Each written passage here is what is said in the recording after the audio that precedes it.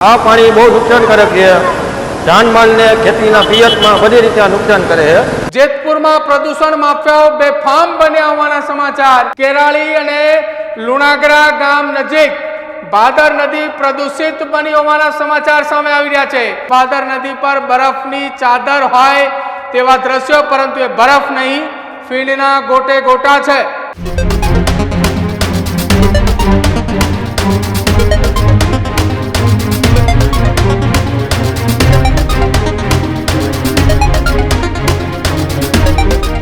નમસ્કાર, આપ જોઈ રહ્યા છો ન્યૂઝ રૂમ ને આપની સાથે હું છું પ્રદીપ। સમાચારે જેતપુરની ભાદર નદીને લઈને સામે આવી રહ્યા છે।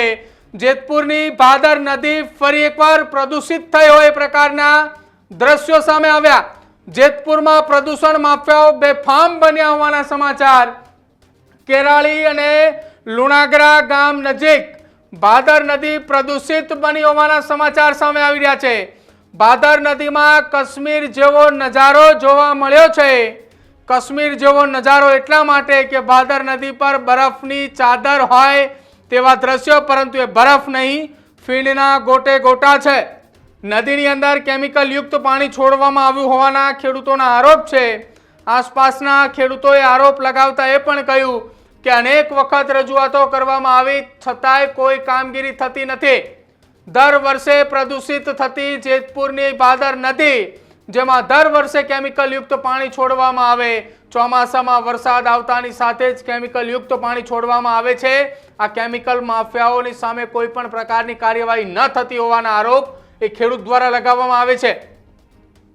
નદીમાં જ્યાં કેમિકલ યુક્ત પાણી છોડવામાં આવે છે એની આસપાસની જમીન બંજર થતી જતી હોવાના આરોપો, તેમ છતાંય જીપીસીબીના અધિકારીઓએ મૌન છે। એક પણ પ્રકારનો, એક પણ વાતનો એ જવાબ નથી આપી રહ્યા।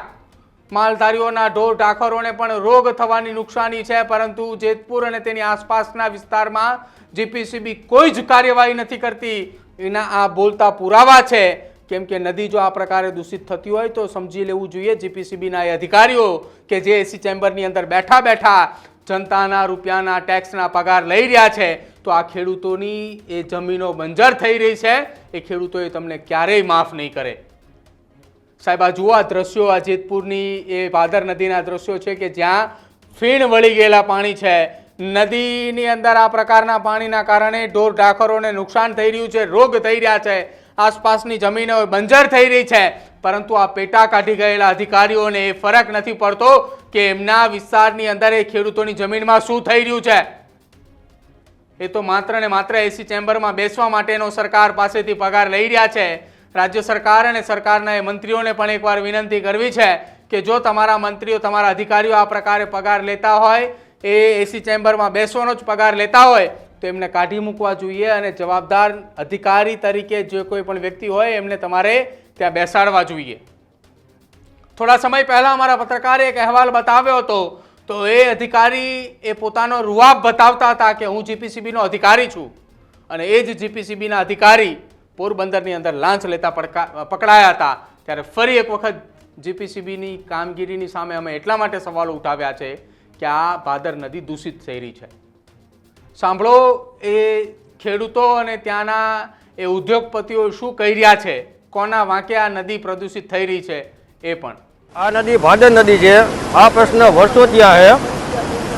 આ નદીમાં કેમિકલ યુક્ત પાણી આવે છે બહારથી, અને આ પાણીનો સંગ્રહ કરી રાખ્યો હોય એટલે અત્યારે ચોમાસામાં આ પાણી ને ઓલું પાણી ભેગું થઈ જાય એટલે બે પાણી આવે।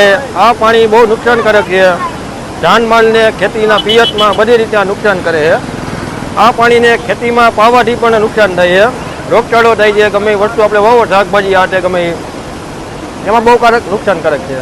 શું માંગ છે કે આ વસ્તુ વહેલી તકે બંધ થાય એવી અમે અધિકારીઓને રજૂઆત કરીએ છીએ। હું કેરાડી ગામનો વતની રહું છું જેતપુર, પણ કાયમીને માહિતી અહીંથી હું અપડાઉન કરું છું, પણ હું જોઉં છું એટલા વર્ષો થયા આ જે કેમિકલવાળું પાણી અવારનવાર અહીંયા છોડે છે, ઉપરથી કારખાનાવાળા છોડતા હોય કે જે હોય તે, પણ એના સત્વરે પગલાં લ્યો એવી અમારી અરજ છે। માણસને ચામડીના રોગ, ઢોરને રોગ થાય છે, ખેતીવાડીમાં રોગ થાય છે, ભાદરબેમાં પાણી જાય છે, એ લોકોને પીવામાં નુકસાન થાય છે, અને એ ખેતીવાડીમાં રોગ થાય છે। તો આ ત્રીજો રાઉન્ડ છે। આની પહેલાં માવઠામાં એક આવી ગયો, તે પછી આવી ગયો, ત્રીજો રાઉન્ડ છે। આવા તો કેટલાય રાઉન્ડ આવશે। તો આ કચરો બંધ કરવા અમે સરકારને અરજ કરી છે કે જેમ બને એમ આ કચરો વહેલા બંધ કરો, તો સારું છે, નકર માણસને નુકસાન થાય, ચામડીના રોગ થાય, તો સત્વરે આ પગલું લ્યો એવી અમારી અરજ છે. હવે જો જેતપુરમાં છેલ્લા 4 દિવસથી કારખાનાના તમામ બંધ છે, બધું યુનિટો જાહેર રજા જ છે. અને બીજી વાત એ છે કે અમારું પાણી તો બધાને ખબર છે કે ટેન્કર દ્વારા જ અમારું પાણી જાય છે. ભાદરમાં એક ટીપું અમારું પાણી અત્યારે નથી જતું. તો જે ત્યાં કેરાડી પાસે ડાઉન સ્ટેપમાં ધોધ તો અહીંયા પડે છે, પણ અહીંયા કોઈ ફીણ થતા નથી. તો એનો મતલબ એવો થયો કે પાણી અમારું નથી. અને જો એ ડાઉન સ્ટેપમાં કેરાડીમાં ધોધની અંદર જો કેમિકલયુક્ત પાણી આવતું હોય તો એ નીચેના વિસ્તારની અંદર અલીગલ ઘાટ ધોલાઈ થાય છે અને અલીગલ યુનિટો ચાલે છે, એ લોકો પાણી છોડતા હોય એ શક્યતા છે. એની ઉપર કોઈ પગલાં ભરવા તમારા એની ઉપર સખત પગલાં ભરવાનું અમે કહીએ છીએ, અમે તંત્રને કહીએ છીએ. હવે પછી જે 2 વિસ્તારમાં આવા ખોટા કામો થાય છે, એક દેડી મોણપરમાં અને રબારિકામાં આવા ઘાટો ચાલે છે, એને હિસાબે જેતપુરના આખા ઉદ્યોગને કાયમી બદનામ થવું પડે છે. તો અમારી તંત્રને ખાસ વિનંતી છે કે આ લોકોનું આ ખોટું કામ કરતું બંધ કરાવે. જેતપુરમાં પ્રદૂષણ માફિયાઓ છે તે બેફામ બન્યા છે, ત્યારે કેરાડી અને રૂવાગડી પર પસાર થતી ભાદર નદીમાં છે તે ડાયરેક્ટ છે તે પાણી છોડવામાં આવ્યું છે. ત્યારે સીધા દ્રશ્ય બતાવવાના પ્રયત્ન કરીશ કે હાલ આ પ્રદૂષિત પાણી છે તે કારખાનેદારો દ્વારા ડાયરેક્ટ જ છે તે પાણી નદીની અંદર છે તે છોડવામાં આવ્યું છે. અને ભાદર નદી બરફની ચાદરથી ઢંકાઈ હોય તેવું લાગી રહ્યું છે અને કાશ્મીર જેવો છે તે નજારો છે તે જોવા મળી રહ્યો છે.